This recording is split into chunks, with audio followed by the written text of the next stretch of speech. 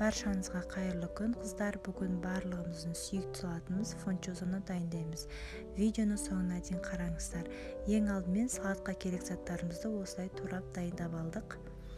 Енді лапшамызды дайындаймыз. Оған ыдысымызға ыстық суымызды құйып, жақсылап фунчозамыздың барлығын араластырып, бетін жауып қоямыз. 10-15 минутқа лапшамыз дайын болғанша.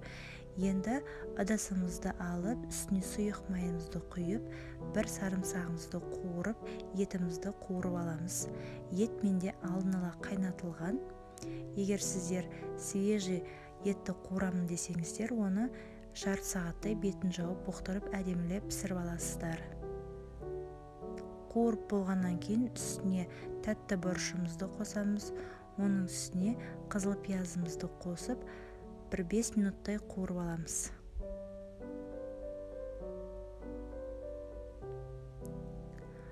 Енді осының үстіне дәмін беру үшін чим-чим қосамыз. Одан кейін бір үлкен қасықпен соевый соус қосамыз.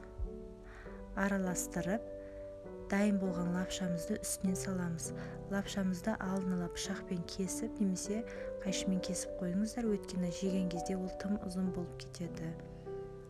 Менде бұл 1-2 порцияға ғана арнап пісірілген. Енді осының үстіне тағы да дәмін беру үшін чим-чим қосамыз. Одан кейін көз мөлшерімізден соевый соусымызды қосамыз. Жақсылап араластырамыз.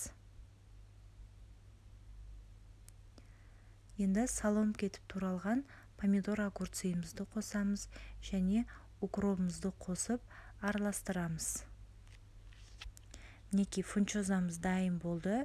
Барлығыңызға ұнайды деген ойдамын. Менің рецептіммен жасап көріңіздер. Баршаңызға ас болсын.